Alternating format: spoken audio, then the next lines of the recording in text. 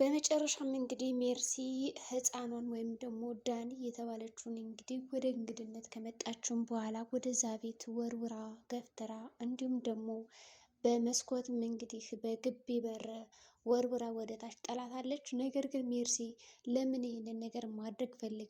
ዳኒ የተባለችው እንግዲህ የወይዘሮ የሰማዋት የልጅ ልጅ ስትሆን ነገር ግን ምን አይነት ሚስጥር አውቃበት ነው በዛ ወርውራ ልትጥላት የቻለችው? በሌላ በኩል እንግዲህ ሜርሲና ሲፈን አሁን ላይ እጅ ለእጅ ተያይዘዋል። ምክንያቱም ያንን ቤት ለማጥፋት እንግዲህ ቆርጠው የተነሱ ናቸው።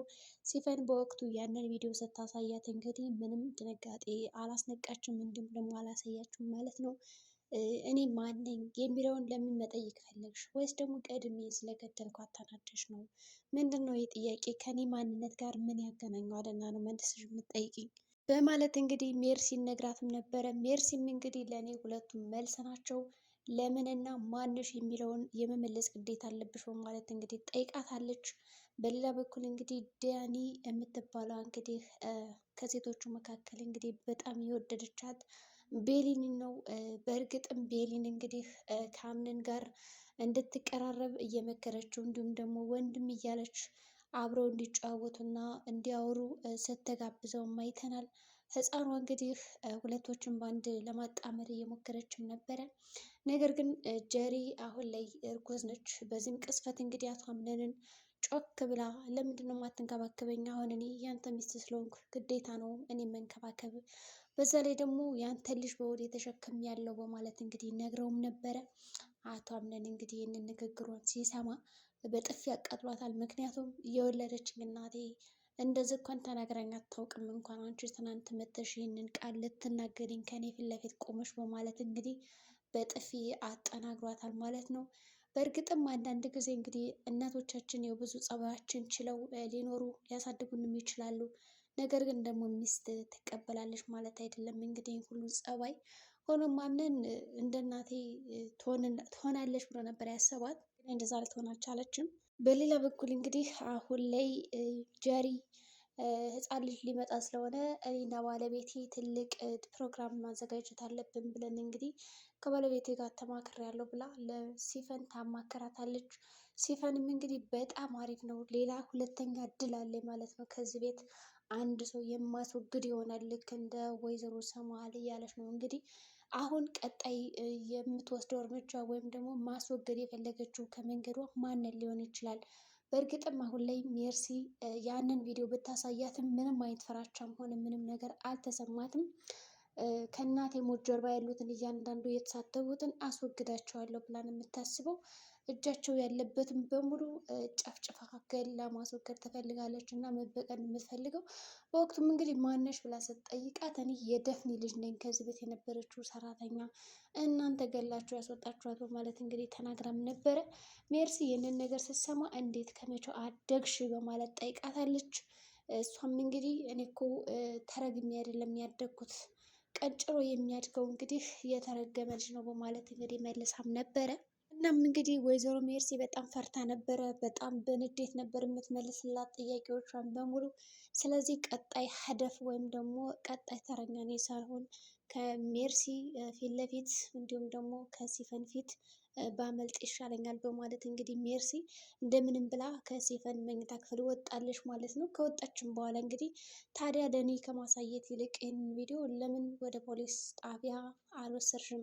ወይስ እኔን ማስፈራራት ነው የፈለግሽው? በማለትም እንግዲህ በግልጽ ጠይቃታለች። ሆኖም እንግዲህ ሲፈን በእርግጠኝነት ይህንን ቪዲዮ ለማንም ማሳየት አልፈለግሽም፣ እኔ እንደገደልኳትም ሄደሽ ማሳየት ትችያለሽ፣ ነገር ግን ቀጣይ ተረኛ አንቺ ነሽ የምትሆይ በማለትም እንግዲህ አስፈራርታትም ነበረ። ግን እንዴት ሜርሲ ለምን ካሳየቻት በኋላ ዝም አለች? እዛ ቤት አብራ መበቀል የምትፈልገው ወይስ ምንድን ነው? ሆኖም እንግዲህ ምንድን ያለቻት ምናልባት እንግዲህ ከዛች ጀሪ ጋር ያሳለፍኩትና ያቃጠልኩትን ጊዜ ወደ አንቺ መጥቼ ቢሆን ኑሮ ይህን ያክል ጊዜ አልደክምም አለፋም ነበረ እና በአጭር ጊዜ ይሳካልኝ ነበር በማለት እንግዲህ ሲፈንን ስታደንቃት እንዲሁም ደግሞ ስታሞግሳትም ነበረ። ሲፈንም እንግዲህ ምንም ችግር የለም በማለት እንግዲህ ነገሮችን በዳፈረው አልፋቸዋለች ማለት ነው። በመጨረሻም እንግዲህ አሁን ከወይዘሮ ሞርዚና ጋር ትልቅ ግብ ግብ ገጥማለች ማለት ይቻላል። ሳስባት እኔ ቀጣይ ተረኛ የምትሆነው በእርግጠኝነት ሞርዜና ነች። ምክንያቱም አሁን ላይ ቅድም ወይዘሮ ሰምሃልን ስታናግራት እንደነበረው ብቸኛ ነኝ፣ በጣም ጥሩ እናት የነበረች እና እባክሽ ከዚህም በኋላ አብረሽኝ እንድትሆኝ እፈልጋለሁ፣ በእያንዳንዱ ነገር ከጎኔ ሁኚ፣ ልክ እንደ ሰማዕት እንድትሆኝልኝ እፈልጋለሁ በማለት እንግዲህ ብዙ ነገሮችን እያማከረች ነበረ። እንግዲህ ሞርዜናም አታስቢ፣ ነገር ግን ከእህቴ ጋር ስትሰሪ የነበረውን እያንዳንዱን ስራ ለእኔም መስራት አለብሽ፣ እናም ይች ሜርሲ የምትባለው ማስወገድ አለብሽ በማለት እንግዲህ ጠይቃታለች በግልጽ።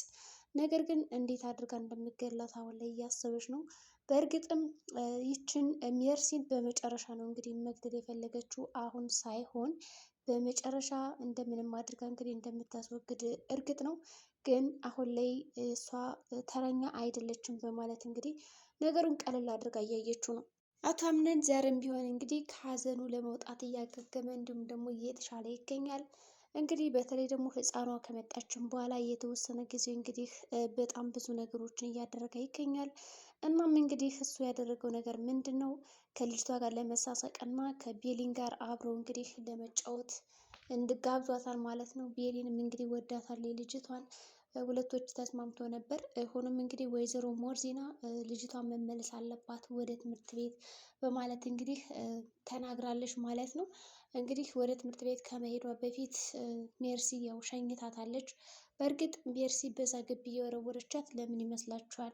ምናልባት ፀጉሯን ነካክታ ስላበላሸችባት ነው? ወይስ ደግሞ ሞርዜናን ለመበቀል ስለፈለገች ነው? ወይስ ደግሞ ተደብቀው መኝታ ክፍል ሲያወሩት በነበረው ንግግር ተናዳ?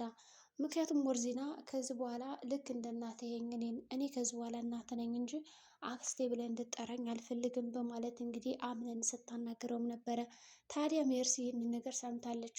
እንዴት ብትደፍረኝ እና ብትንቀኝ ነው ይህንን ነገር እኔ በቃ እኔ እንዴት ይክደኛል በማለት እንግዲህ ለምን እኔን አክስቱ እንድትሆን አትፈልግም ወይስ ምንድን ነው በማለት ነበር እንግዲህ ጉዳዩን ስትናደድ እና ስታደርግ የነበረችው። እሷም እንግዲህ በዛ ቅጽበት ተናዳ ነው ልጇን የወረወረቻት እንግዲህ ብዬ አስባለሁ። እንደኔ የእናንተ ሀሳብ ምን ይመስላችኋል? ምክንያቱም ለምንድን ነው የወረወረቻት? ህፃን ናት፣ ምንም አላረገቻትም።